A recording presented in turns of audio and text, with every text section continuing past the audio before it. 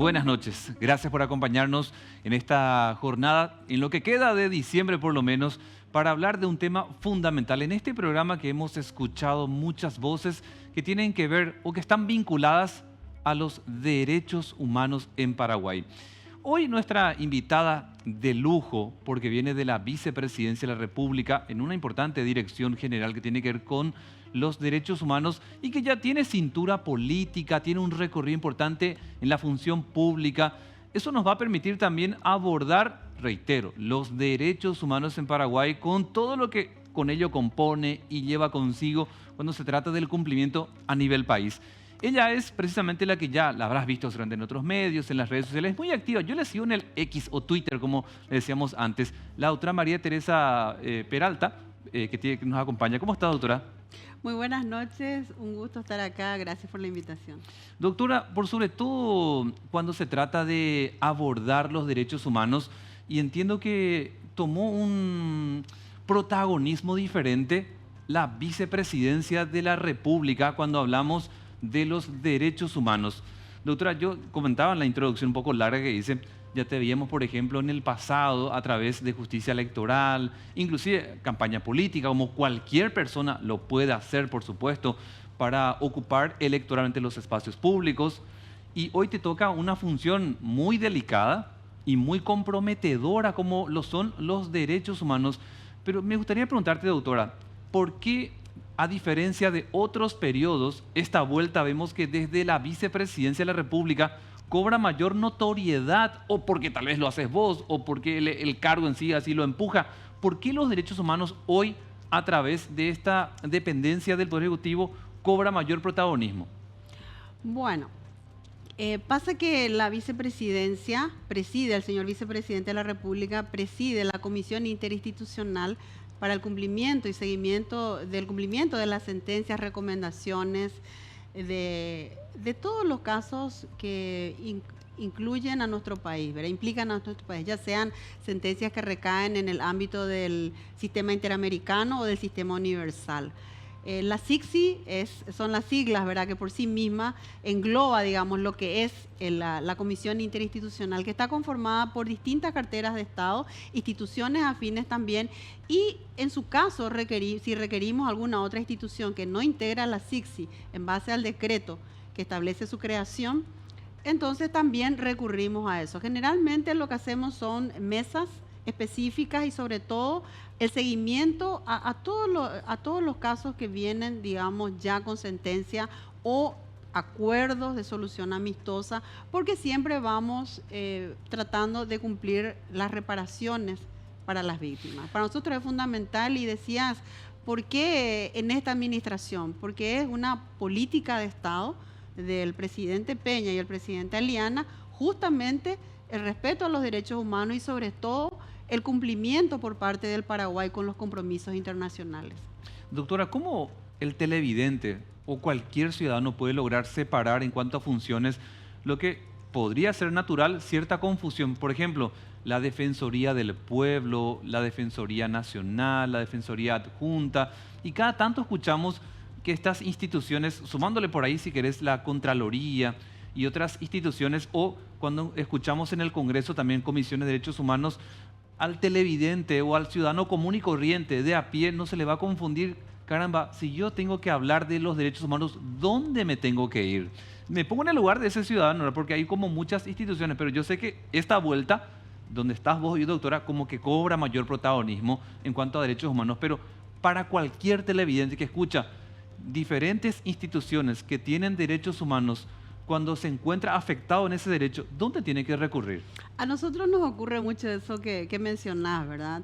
Muchas personas recurren a la vicepresidencia. Lo que nosotros hacemos es atenderle y direccionamos eso, porque trabajamos con todos, trabajamos con la Defensoría del Pueblo y generalmente la Defensoría del Pueblo. Nosotros tenemos casos, por ejemplo, de personas víctimas de la dictadura que recurrieron a la vicepresidencia. Entonces se le direcciona porque tiene que hablar con la Defensoría del Pueblo o en su caso con la Procuraduría General, que también se encarga de los dictámenes. Sí. Y ustedes tienen que saber que el Ministerio de Economía y Finanzas obviamente sigue a pie juntilla, ¿verdad?, el dictamen de la Procuraduría General de la República para cualquier resarcimiento económico. De hecho, estaba viendo que también Marco Aurelio, el procurador, estuvo teniendo un impacto en cuanto a su trabajo, casi como un abogado del Estado paraguayo, sobre varios asuntos del pasado que llegaron como demanda internacional.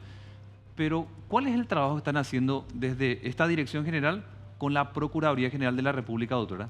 Bueno, la Procuraduría General de la República forma parte de la SICSI, que reitero preside el vicepresidente de la República. En este caso es Pedro Aliana. Claro, Pedro Aliana, y lo que hace es delegar, obviamente, la conducción en la Dirección General de Derechos Humanos. Nosotros Sí. trabajamos en mesas específicas con la Procuraduría, con el Ministerio de Economía y Finanzas, con el Ministerio de Urbanismo y Vivienda, con la CEN, con el INDI, en el caso de comunidades indígenas, el MOPC, en la habilitación de caminos de todo tiempo, tenemos SENASA, ESAP, o sea, no me quiero olvidar de ninguna institución porque todas están involucradas. El decreto mismo así lo establece, y PGR es un actor muy importante porque se encarga de la defensa del Estado paraguayo. Sí. Y obviamente las convocatorias que hacemos desde la vicepresidencia siempre participan. En los casos del Sistema Universal, por ejemplo, involucra muchísimo a la PGR, Ministerio de Economía y Finanzas y la Cancillería.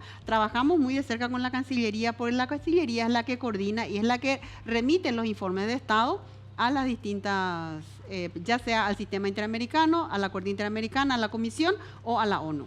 A propósito, doctora, ¿cómo se encuentra hoy Paraguay en lo que hace a, ya sea eventuales rankings, mediciones, que a veces desde la Comisión Interamericana de Derechos Humanos se dan a conocer sobre denuncias del pasado? Por ahí lo que te estoy planteando ya no es responsabilidad tuya como directora general, porque uno entiende que asume un cargo por situaciones del pasado y uno va arrastrando, porque las personas pasamos, pero las instituciones quedan, y a veces esos problemas o demandas se arrastran con el paso del tiempo. En lo que reporta esta Comisión Interamericana de Derechos Humanos, ¿cómo está Paraguay en materia de derechos humanos, doctora? Ahora, favorablemente, estamos avanzando positivamente. Nosotros tuvimos la visita de la presidenta de la Corte Interamericana en el mes de junio. Ella pidió una audiencia con el señor vicepresidente de la República.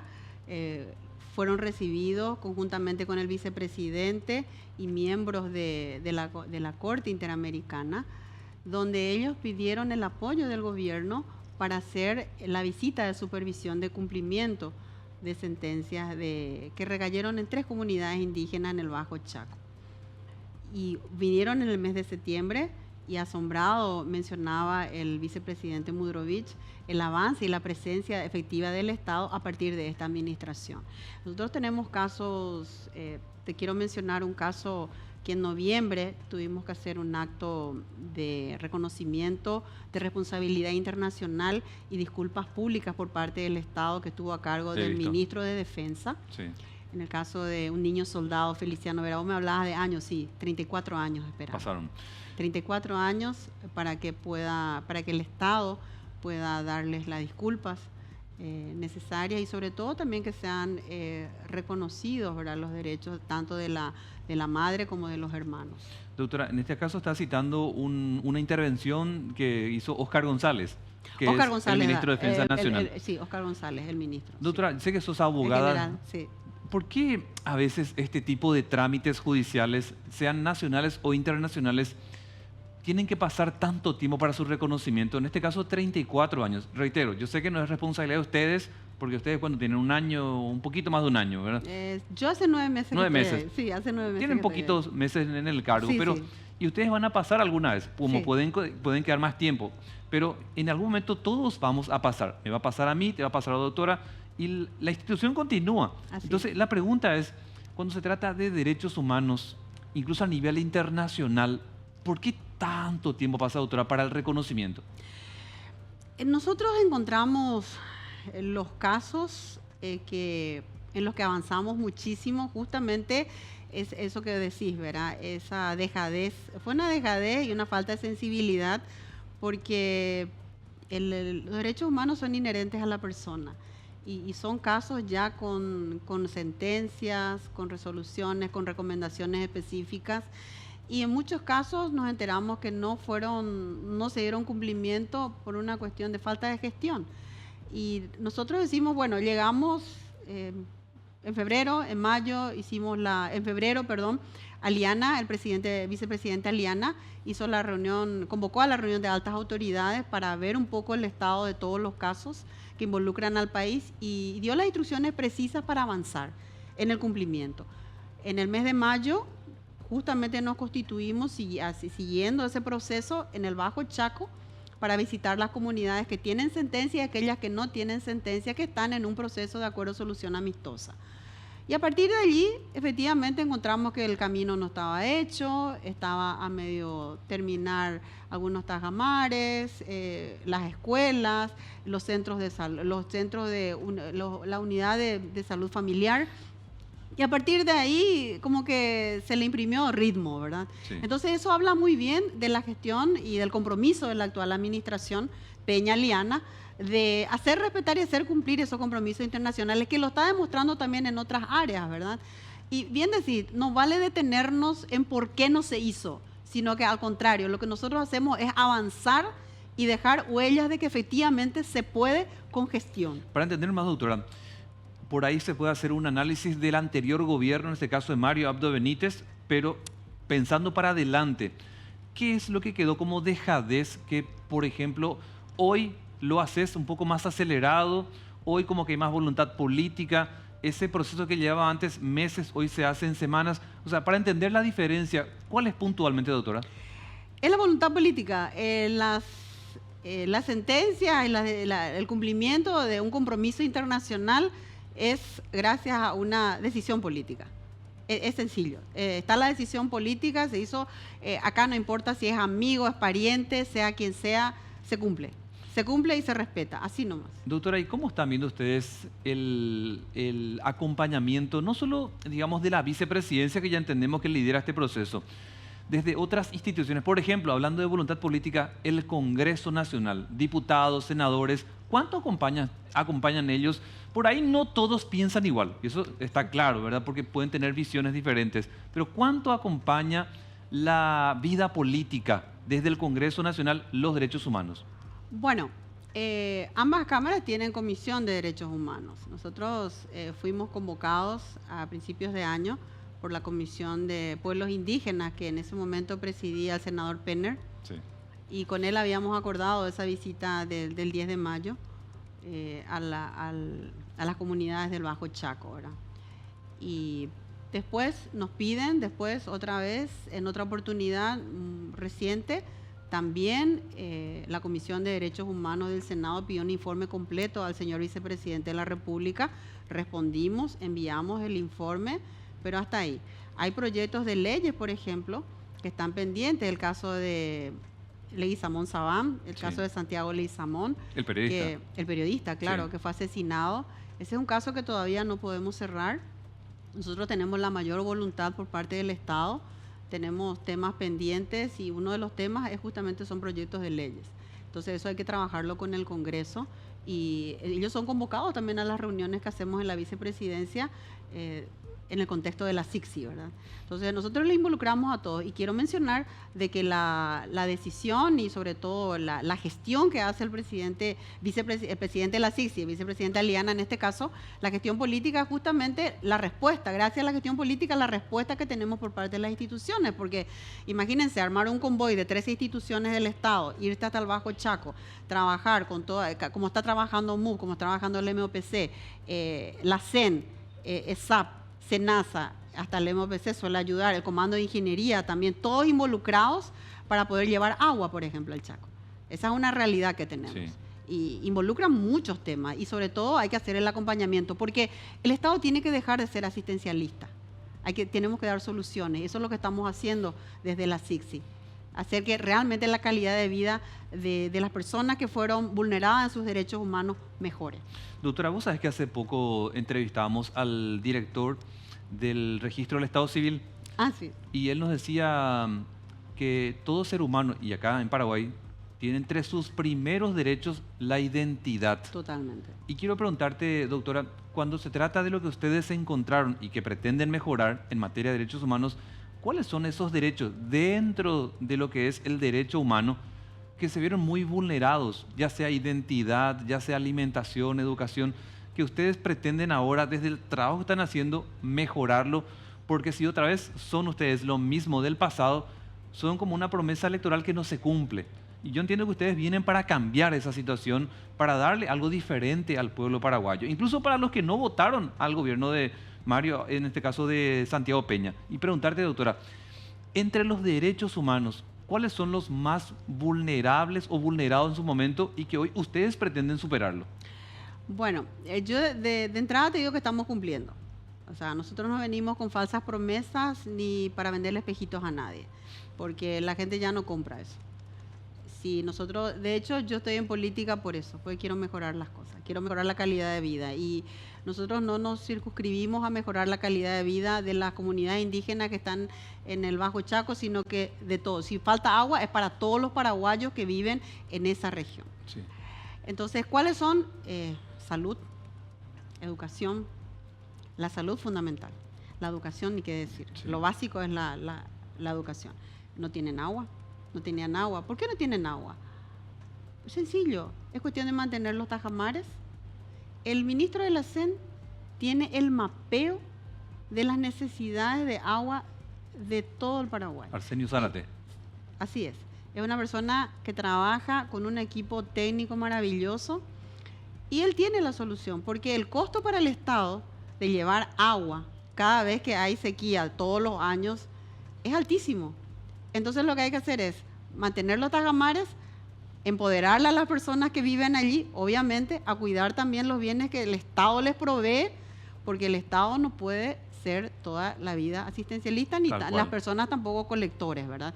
Entonces eso es lo que estamos cuidando, y sobre todo ese acompañamiento por parte de las comunidades, ya sean indígenas o paraguayos, pues todos somos paraguayos, ¿verdad? Pero como ellos hacen siempre esa diferenciación entre latinos y comunidades indígenas, entonces para nosotros el derecho humano violentado de cualquier paraguayo es fundamental para nosotros. Uno se pregunta, doctora, con todo lo que estás planteando... Perdón, no sé si respondí la pregunta. Sí. Ok.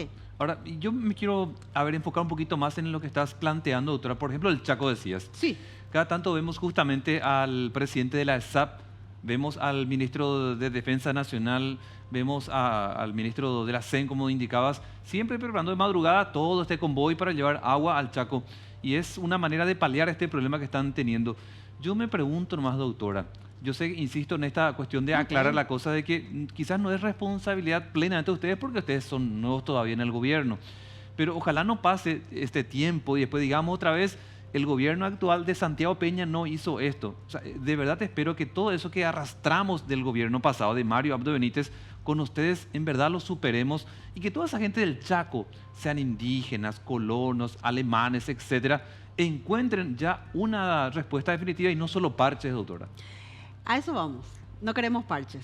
Vamos por soluciones definitivas. Por eso tenemos una mesa específica también de agua dentro de la CICSI reconocida por la Corte Interamericana. ¿También de agua? Claro, tenemos una mesa específica que justamente tratamos el tema del agua. Porque con la visita que nosotros hacemos, no es que nosotros nos vamos de paseo a mirar cómo están, listo, chao, sí. Genial, nos vemos en las elecciones. ¿O solo no para es la así. foto? No, nosotros no estamos para la foto. Nosotros nos vamos a hacer gestión. Gestión, eso es lo único que hacemos. Entonces, vos te vas y ves allí y ves el aljibe que está con hojarasca, o hay de repente unos pajaritos hicieron el nido. Bueno, entonces hay que educarle a las personas, empoderarle a la comunidad y decirle que eso se tiene que limpiar, se le hace el mantenimiento y así. Y si sale un yuyo, hay que limpiar. No hay que esperar que venga ESAP o SENASA o la CEN o el Ministerio de Obras Públicas o... ¿cómo se llama? El Comando de Ingeniería a limpiarte, ¿verdad? Sí. Porque también tenemos que saber que hay fauna silvestre.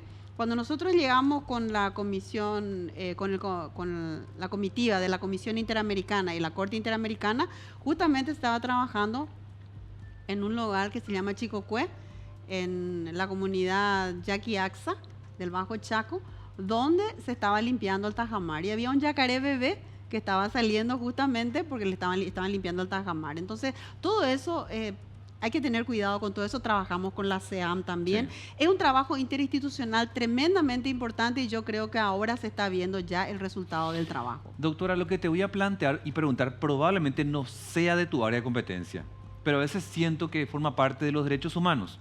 Como por ejemplo, doctora, por eso hago esta salvedad, que quizás no sea tu competencia, pero ¿cuánto podrían desde derechos humanos apoyar, aunque no sea su área de competencia, cuando vemos desde el Chaco mujeres embarazadas que tienen que usar en canoa, por ejemplo, de una orilla a otra para tomar una ambulancia, a veces tomar un avión y venir, que veíamos mucho en el pasado eso, doctora? ¿Y por qué hago esta salvedad?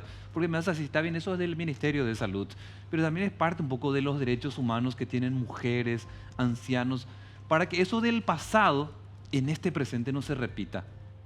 Quiero que sepas que estamos en el mismo camino, porque el Ministerio de Salud también forma parte de la SICSI. Si ustedes ven la unidad de salud familiar que están construidas, tanto en Sahuayamaxa como en Chacmocase, Yaquiaxa, Dios mío, ni acá tenemos un centro de salud así. Hay médicos.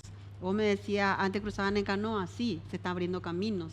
Hay una comunidad, te voy a mencionar 3 comunidades con sentencia, que son Sahuayamaxa, Yaquiaxa y Chacmocase. ¿Con sentencia de qué, doctora? Sentencia de la Corte Interamericana, sentencia contra el Paraguay. Se le restituyeron tierras, tenemos todavía pendiente ciertas hectáreas para las comunidades, también en el área de salud, educación, también el tema de alimentación, como mencionaba, porque la CEN le sigue acercando kits de alimentos. Y lo que estamos haciendo, acercándonos también al Ministerio de Agricultura, para que puedan otra vez trabajar con el sistema de extensión agraria, porque ellos tienen tierras suficientes y la tierra en el Chaco es riquísima. Yo me estoy dando cuenta de tu relato, doctora, que cuando se trata de derechos humanos es muy transversal a las áreas. Totalmente. Porque no es que te enfocas solamente en salud, No. educación, seguridad, obras públicas, porque ahora me estás mencionando también otras áreas que tienen que ver con la manera de darle derechos humanos a la gente. Porque te decía yo en principio, a mí me daba mucha pena cuando años atrás yo veía a una mujer embarazada que tenía que pasar en canoa. Generalmente yo veía esto mucho hacia la parte final del Chaco paraguayo, Sí. Puerto Limpo y demás, Sí. donde teníamos que ver 12 horas de recorrido y a veces sí llovía, doctora, por la falta de un camino estable de la ruta 12, la gente no podía venir a Asunción. Así es. Y yo me preguntaba, doctora, ¿por qué en el Chaco, en Puerto Limpo, no pueden tener un hospital en condiciones como la que se tiene, por ejemplo, en Asunción o Departamento Central? Por eso te digo, se está trabajando en estas comunidades y te mencionaba yo que hay una comunidad a la que justamente se manejaban por agua, que es la de Queliema, Tecna o Carayahuelta, que está cerquita de Yaquiaxa. Y uno de los pedidos que hizo el líder Celso, don Celso, cuando estuvimos en mayo, fue que le abriéramos el camino de interconexión. Entonces trabajamos con el MOPC, se priorizaron, porque ellos también trabajan en camino, en la construcción de caminos, en la apertura de caminos, ¿verdad?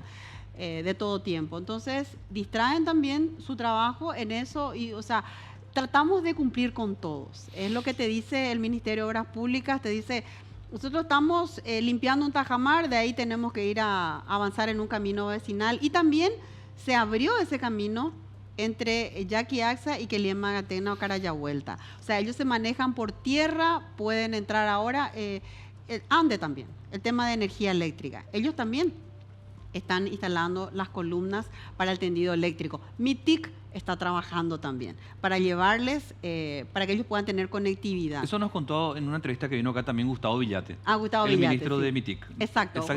Trabajamos con César Palacios, perdón, que es el director justamente y nos acompaña en toda esta travesía.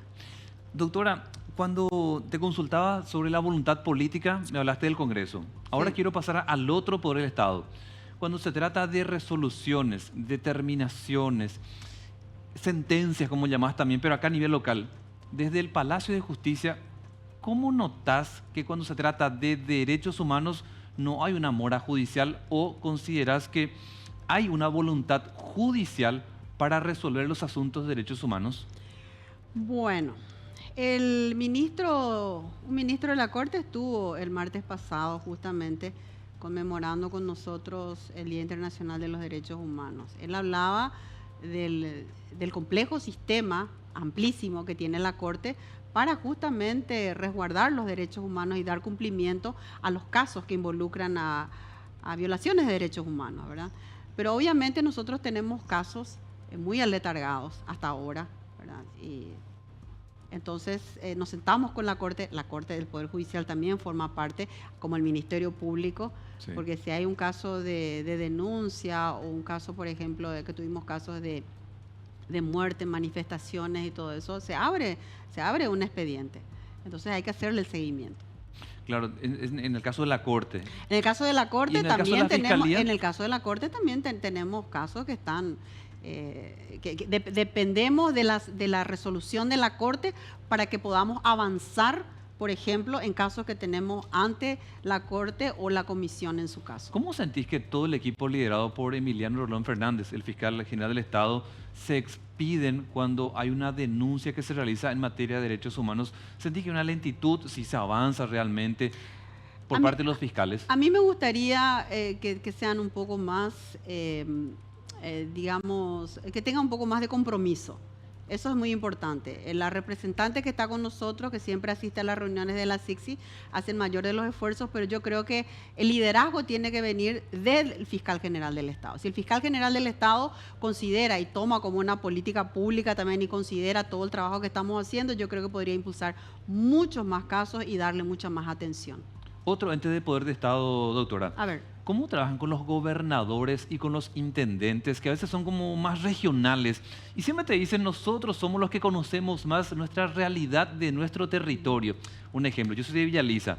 Me dicen, yo soy intendente de Villaliza y conozco mucho más, obviamente, mi territorio que cualquier otra autoridad nacional que viene a mi localidad, o el que viene, por ejemplo, de la gobernación de Central. Dice, no, yo conozco mucho más mi territorio y por lo tanto yo sé lo que pasa en mi departamento.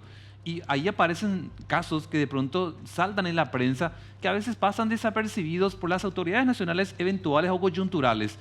Ustedes, como parte de la Dirección General de Derechos Humanos, desde la vicepresidencia, ¿cómo trabajan directamente o cuesta un poco con los intendentes, con los concejales, con los gobernadores? No, nosotros no trabajamos directamente con ellos porque obviamente los gobernadores le responden al Poder Ejecutivo, ¿verdad? Pero sí instituciones como el caso de INDI. Te pongo como ejemplo el INDI porque es nuestro buque insignia en todos los casos de comunidades indígenas. Sí. Entonces, el presidente del INDI, por ejemplo, se involucra en el Consejo de Gobernadores. ¿Por qué es importante que él esté ahí? Porque entonces, cuando tenemos temas como los casos que tenemos en el Bajo Chaco, implica también el caso del agua, un tema fundamental del agua. Muy bien puede contribuir la gobernación y la municipalidad y evitar todo ese movimiento de la CEN, del Comando de Ingeniería, de Itaipú, de todos, ¿verdad? Entonces, si trabajan las gobernaciones con las municipalidades, con los gobiernos locales que tienen la inmediatez con la ciudadanía, es mucho más fácil. Ahora se están involucrando. Ayer creo que inauguró la Municipalidad de Villa Ayes un centro de educación, una escuela en una de las comunidades justamente del Bajo Chaco, Sahuayamaxa. ¿Y qué es su trabajo, verdad? Esa colaboración sí se siente y yo creo que también ellos están motivados por este trabajo que estamos haciendo y vamos a avanzar en ese sentido. ¿Cómo haces, doctora, para percibir y poder entender que a veces cuando presentan un caso no es con una motivación política, sino de verdad una motivación real?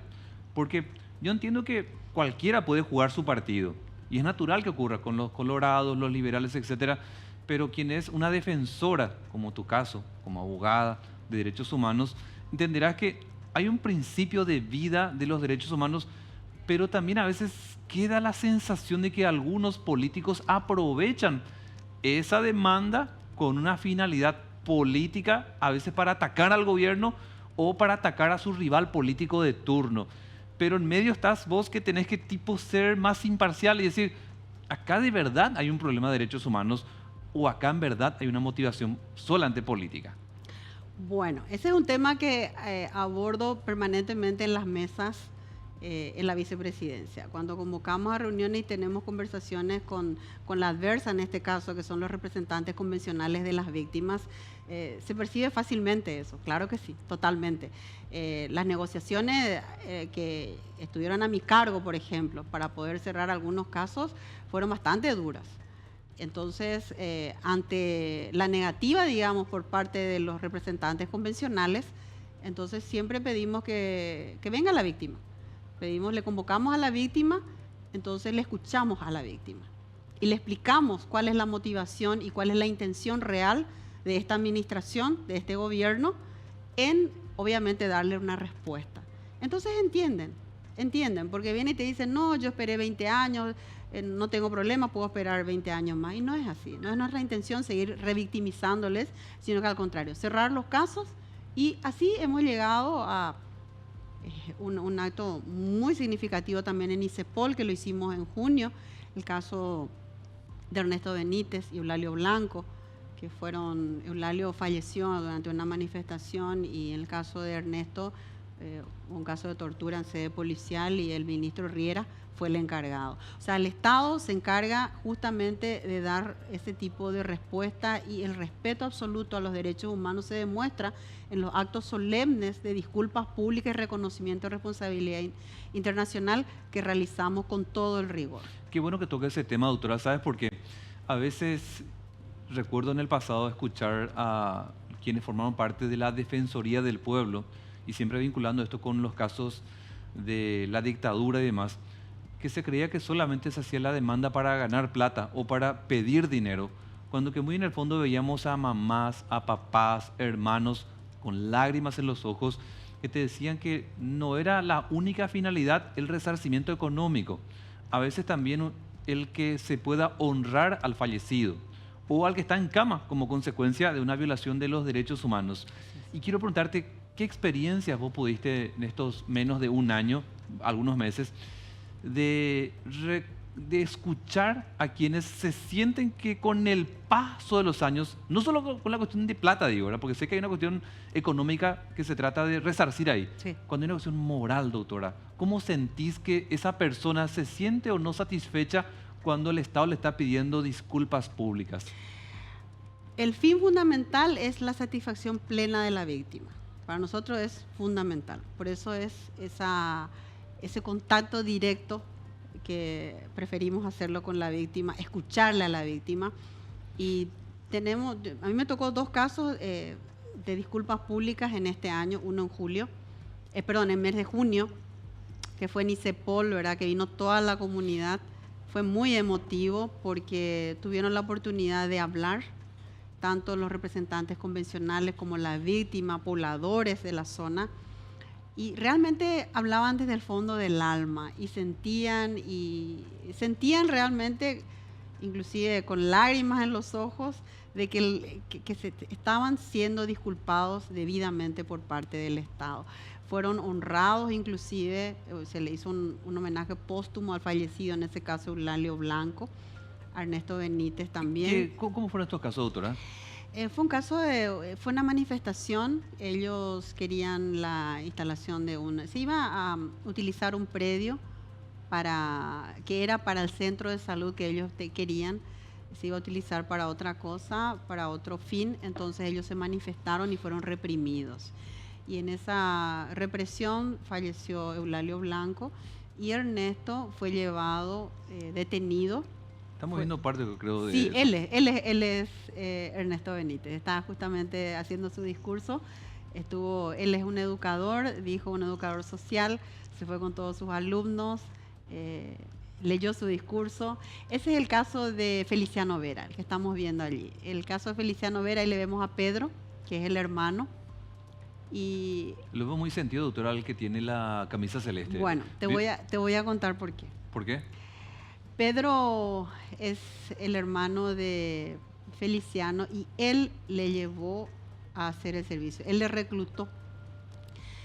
Y fueron reclutados en un centro de formación militar, pero el comandante le envió a la casa de la hija a hacer trabajos domésticos y ahí falleció.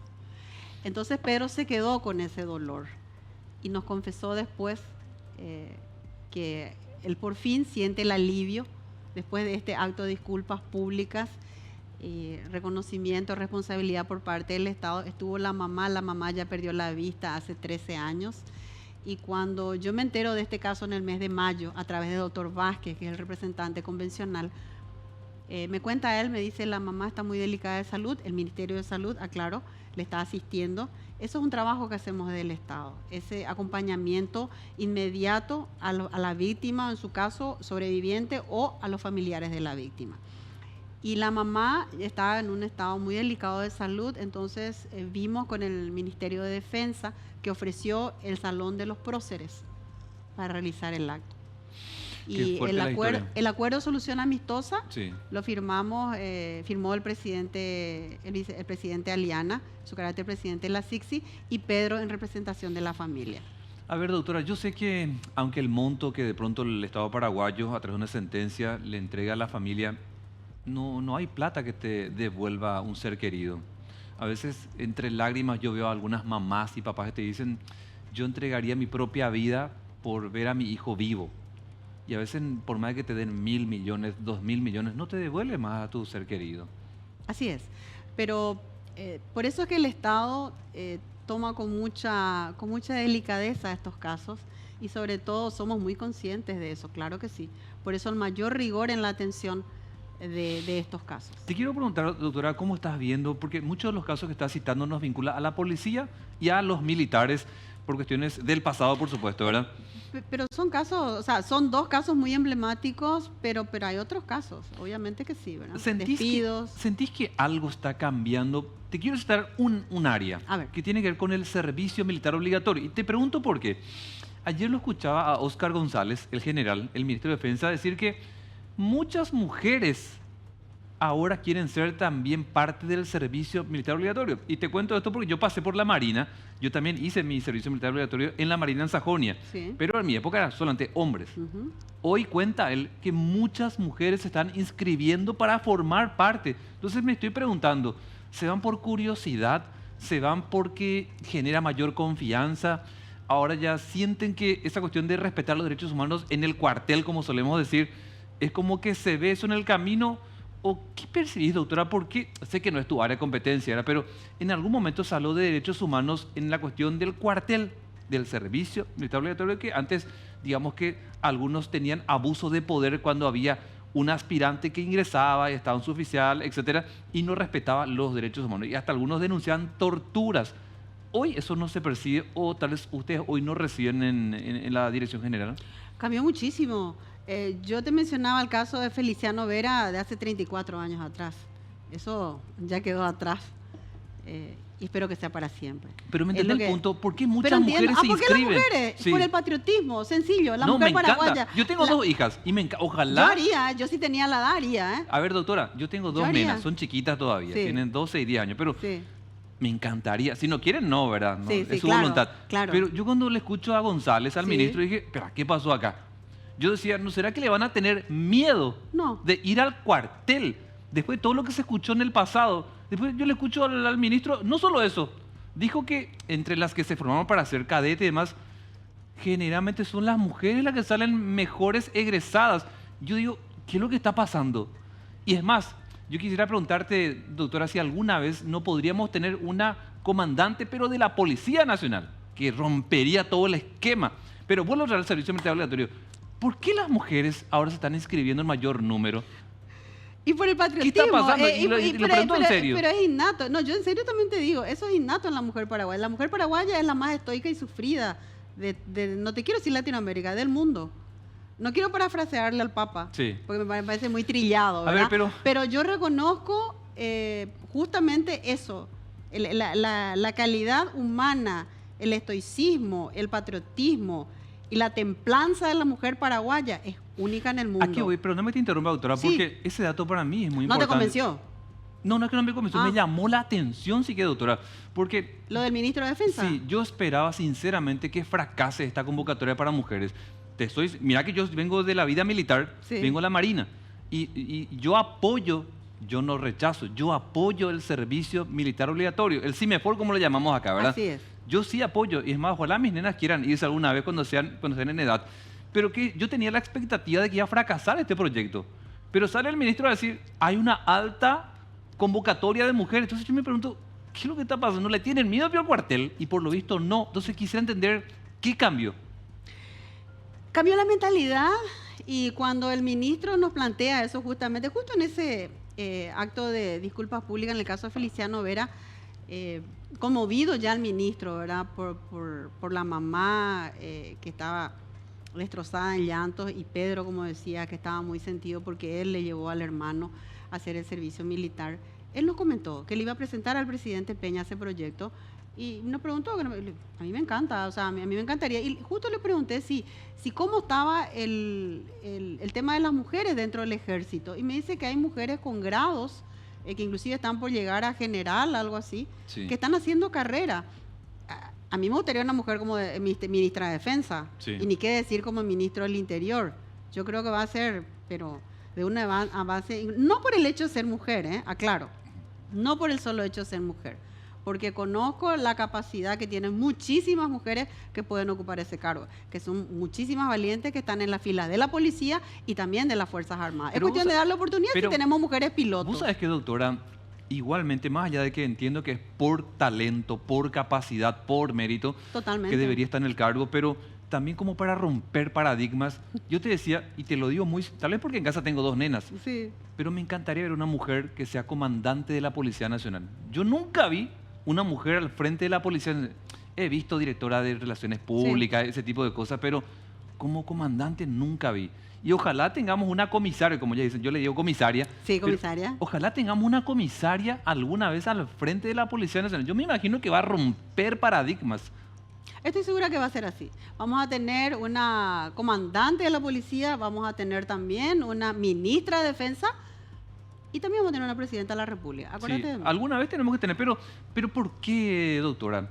Porque la sociedad no puede quedarse en el pasado, donde la mujer era solamente para limpiar cubiertos, cuidar niños, que está perfecto Sí. para quien quiere esa vida. Sí. Porque ser ama de casa es de verdad un talento y que se debería recompensar. Pero no todas las mujeres nacieron para ser amas de casa. Hay mujeres como vos, doctora, que se formó, como mi madre, que también es abogada, Sí. y que salieron de la casa y aún así formaron, como hay periodistas detrás de cámaras que quizás no las vemos, pero hacen un trabajo intelectual Sí. importante. ¿Qué te quiero decir, doctora? Hay mujeres que nacieron para ser amas de casa y se valora muchísimo, porque formar una familia desde casa no es fácil. Pero hay mujeres que nacieron para salir de casa y generar también una familia. Así es. Pero no escapa tampoco el hecho de que nosotras salgamos a trabajar afuera, que descuidemos las labores del hogar. Nosotras somos igualmente amas de casa, también estamos en el cargo que tenemos, en la profesión que tenemos. Es igual, o sea, nunca, la mujer nunca descuida la casa. Y los varones tampoco, pues yo tengo un esposo que me acompaña en todo. O sea, en ese sentido no hay ningún inconveniente, Te ¿verdad? hacía esa acotación. Pero perdón, Sí. discúlpame que te interrumpa. Vos hablabas un poco de romper el paradigma. Sí, es una cuestión de crear conciencia a nivel nacional. Ni Estados Unidos puede tener hasta ahora una mujer presidente. Entonces, nosotras en su momento también rompimos esquemas, ¿verdad? Con mujeres, qué sé yo, en la Corte Suprema, que es algo a mí que me tocó siendo presidenta de la Asociación de Abogadas, ¿verdad? Alicia Pucheta, Sí. la primera mujer. Vicepresidenta en su momento. Vicepresidenta en su momento, creo que llegó a ser presidenta en ejercicio, casi Sí. presidenta de la Cuando República. Cartes viajaba, por ejemplo. Exacto. Entonces, es cuestión de, y a nosotros en su momento nos costó muchísimo, porque la gente se burlaba. Porque estamos hablando de 100 años en la justicia paraguaya y ni una sola mujer doctora en ciencias jurídicas. Entonces vos decís, ¿qué es lo que pasa acá? Y se te burlaban, los varones te decían, ¿qué Corte Suprema? Corte y confección, lo que ustedes se quieren. Imagínate, abogados Sí. te decían eso. Y después se le demostró que sí, efectivamente. Y tuvimos, creo que una de las mejores presidencias de la Corte con Alicia Pucheta al frente. Y vos te vas a la sala de reuniones, al salón de auditorio del Poder Judicial, y entre todos los varones, la foto de la galería de presidente, la única mujer, está ahí. Sí, no, y Se ojalá- puede. ¿De que ojalá- se puede? Se puede. Por eso te decía, doctora, en todas las áreas de poder, qué interesante es que haya un mayor número, no solo por ser mujeres, No. porque si no vamos al cupo, y no es esa la idea. De pero, ninguna manera. pero ayuda también que haya mujeres en cargos de decisión, de preponderancia, de nuestra sociedad, porque rompe paradigmas. Y te decía, yo lo manifiesto genuinamente, yo quiero ver una mujer al frente de la comandancia de la Policía Nacional. Cuesta seguramente porque es una institución que hemos visto siempre hombres al frente, pero alguna vez tenemos que ver, porque está una sociedad de a dos, de hombres y mujeres. Hay muchas mujeres en cargos muy relevantes, solo que muchas veces están tras bambalinas, ¿verdad? Porque ese es un tema también que depende no solamente de lo, porque mucha gente dice, no, los varones no te dan espacio. No, uno tiene que abrirse camino.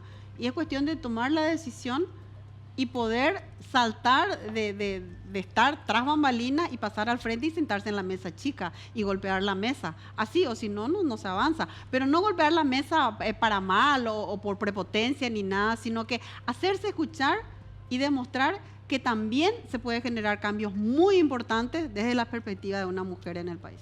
Sin duda alguna. Doctora, yo quiero volver un poco a lo que es la Corte Interamericana de Derechos Humanos y creo que su equivalente como fiscalía prácticamente actúa la Comisión de Derechos Humanos. Sí, ¿verdad? la Comisión de Derechos Humanos es la previa. Como para entender de pronto, porque si no, porque parece que es la misma sigla, ¿verdad? Pero sí, básicamente la Comisión Interamericana de Derechos Humanos es igual, por ejemplo, al Ministerio Público. Para hacer un poco un paralelismo, ¿verdad? Casi como la fiscalía es. No, pasa que la Comisión de Derechos Humanos sería como una defensoría en todo caso, ¿verdad? Llegan los casos allí y bueno, ellos primero te proponen la posibilidad de hacer un acuerdo de solución amistosa con la víctima. Tratan, digamos, de no llegar a lo contencioso, ¿verdad? Ahí llega primero la denuncia y en base a las recomendaciones que ellos dan a los estados que suscribieron, ¿verdad? Obviamente. Entonces, a partir de allí, de acuerdo al grado de cumplimiento del Estado, entonces eso, si el Estado deja de cumplir un acuerdo, solución amistosa que firmó, entonces ahí sí tenemos la posibilidad de tener un informe de fondo y pasar a lo contencioso. Que tenemos unos casos así, Eso, que tenemos casos en estudio. Quería ¿verdad? justamente por eso hacerte Sí. ese paralelismo. Yo lo comparaba como una fiscalía o lo llamaba una defensoría porque Sí. después está la Corte Interamericana. Y a la vuelta a la pausa, doctora, porque hacemos esta noche una pequeña pausa, Sí. está interesante la charla, preguntarte y dejando ya picando la pelota, ¿tenemos o no casos a nivel internacional en materia de derechos humanos con una especie de pendiente de resolución? Pero te pido que me cuentes a la vuelta a la pausa, ¿está bien? ¿Cómo no? Tomamos un poquito de agua, doctora, por Muchas favor. gracias, sí, gracias. Una breve pausa y ya en un rato estamos de vuelta con la directora general de Derechos Humanos de la Vicepresidencia de la República.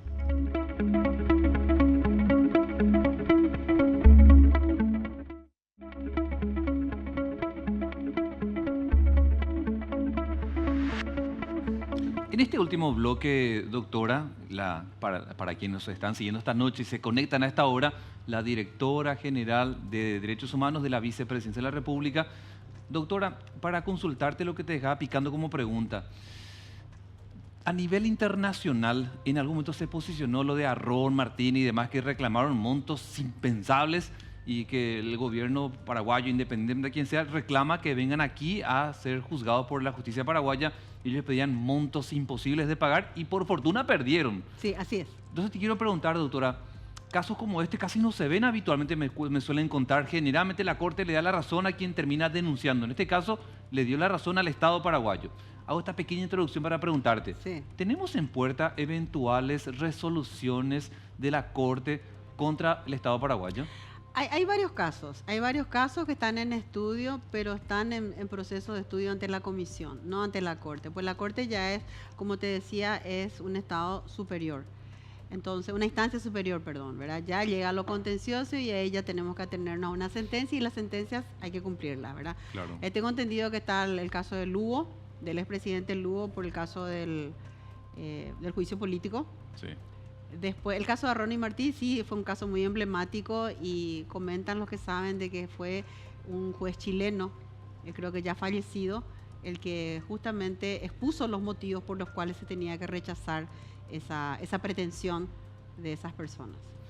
¿Estos casos, doctora, tienen alguna fecha específica cuando se trata de derechos humanos desde la Corte Interamericana? ¿No hay una fecha aproximada, como acá decimos los plazos? No, ellos tienen unos plazos muy laxos, ¿verdad? Establecen obviamente unos plazos, pero generalmente no se cumplen, ¿verdad? Porque ellos están muy pendientes de la respuesta de la víctima. Cuando nosotros enviamos un informe de Estado, por ejemplo, ellos le remiten otra vez a las víctimas o a los representantes convencionales y a su vez ellos hacen las observaciones al informe de estado, muy extensas y puntillosas, muy puntuales suelen ser. Entonces nuevamente se hace todo el trámite de correrle traslado otra vez al Estado paraguayo. Entonces es un ir y venir de soluciones, de dar o no respuestas a las pretensiones, porque muchas veces también, por más que el Estado cumpla, los representantes convencionales como que no se sienten satisfechos, por decirte, ¿verdad? Se le construye el camino, no, ya quieren que se le haga en otro lugar. O sea, aparte de un camino vecinal, piden otro, pero eso no está en la sentencia, es como ya extra petita. Entonces, en esos casos también el Estado tiene que plantarse y decir, bueno, nosotros cumplimos la sentencia así como está. Pero muchas veces la gente piensa como que el Estado es proveedor, insaciable, ¿verdad? Entonces, eso es un tema muy delicado que a la gente no le gusta, pero hay que decirlo. Hay que decirlo porque el Estado no puede ser un proveedor eterno ni asistencialista, porque somos más de 7 millones de paraguayos y todos tenemos el mismo derecho. Y muchas veces las personas ataviadas con ese tema de derechos humanos, como decís también, ¿verdad? Suelen exceder las pretensiones. Quiero apelar un poco a tu don didáctico, doctora, para pedirte si una persona que está viendo esta noche el programa dice, ¿cómo quiero saber cuáles son los pasos que tengo que seguir para empezar un caso de denuncia por derechos humanos? Te puedo decir, yo soy víctima de gatillo fácil. Te pongo un caso nada más, porque fue un policía, entonces en su horario, vestido de policía, le hizo un daño a una persona que era totalmente inocente y quiere empezar un caso de denuncia por derechos humanos. ¿Nos podrías contar, doctora, para que todos aprendamos qué es lo que tiene que hacer esa persona que se considera víctima? Primero hay que comprobar el hecho, ¿verdad? En estos casos la Defensoría del Pueblo es la más cercana. El defensor Ávila es muy competente en ese tema y siempre está asistiendo a las personas, ¿verdad? Obviamente en un caso de gatillo fácil también, si hay un hecho punible, obviamente está la denuncia que hay que hacer y hay que hacerle seguimiento, ¿verdad?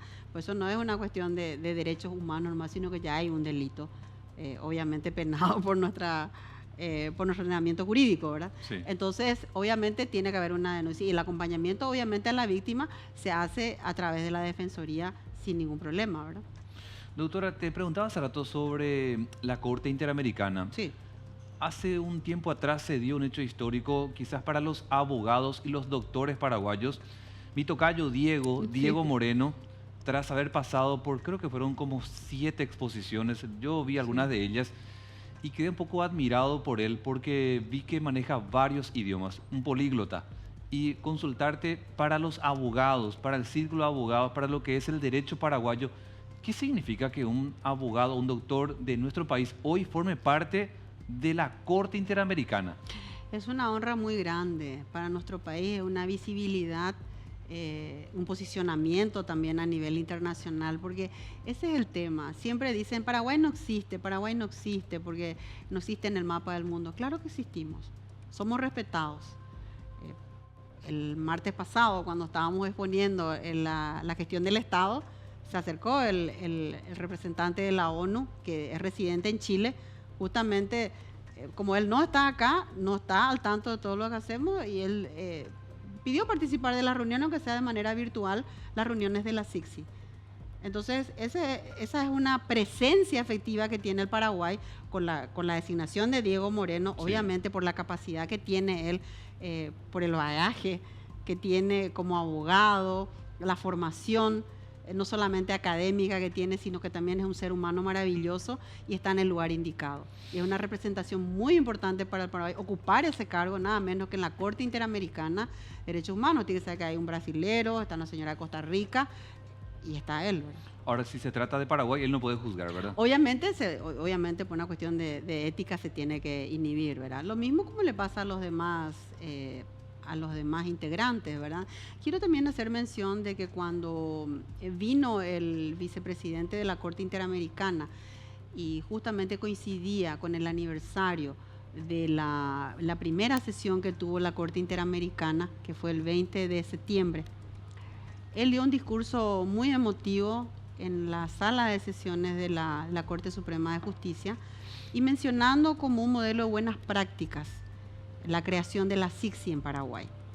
Porque en otros países, cuando ellos van a hacer la supervisión de cumplimiento de sentencias, es muy difícil encontrar una comisión interinstitucional que trabaje de manera tan coordinada como lo hacemos dentro de la SICSI.